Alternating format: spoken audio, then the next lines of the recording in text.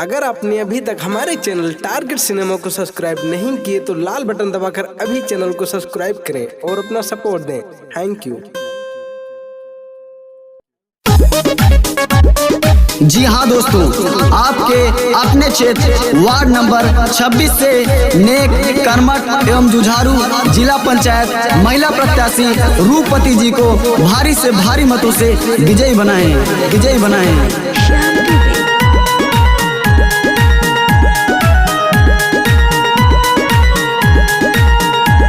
जनता की हालत अब की बार सुधारे के बाटे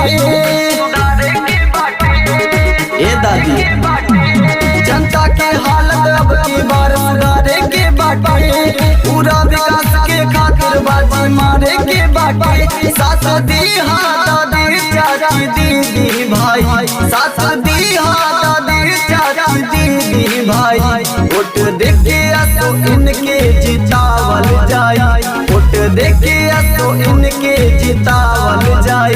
रूपवती जी के हाँ रूपवती जी के विजयी बनावल जाए, रूपवती जी के विजयी बनावल जाए। सबके सुख में सबके दुख में सदैव साथ निभाने वाली वार्ड नंबर 26 से जिला पंचायत महिला प्रत्याशी रूपवती जी का कहना है कि तराजू तोल कर देख लेना, पलड़ा किसका भारी है। तुम्हें झनकार प्यारी है, हमें ललकार प्यारी है। जनता के हक अधिकार दिलाई है, इनके बाटे ये आदमा।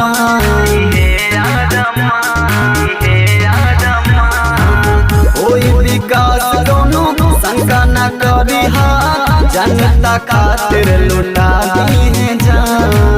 बिनती ये हाथ जोड़ करी उठवा दिया और गोड़ धरी।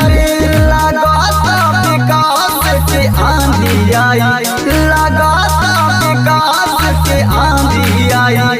वोट देके तो इनके जितावल जाए, वोट देके तो इनके जितावल जाए। रूपवती जी के हाँ रूपवती जी के विजयी बनावल जाए, रूपवती जी के विजयी बनावल जाए। जी हाँ दोस्तों, अपने क्षेत्र में शिक्षा और समृद्धि के विकास के लिए इनको भारी से भारी मतों से विजयी बनाएं।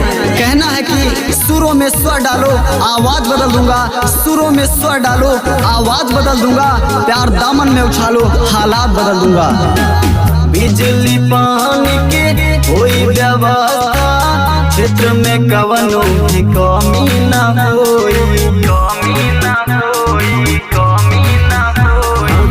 हर सड़क होई पक्का प्लास्टर, काम पे उंगली उठाई न कोई। ए दादा इनकी जितावे के बाद जिला पंचायत बनावे के बाद, कहे संदीप साथ निभावल जाए, कहे संदीप साथ निभावल जाए।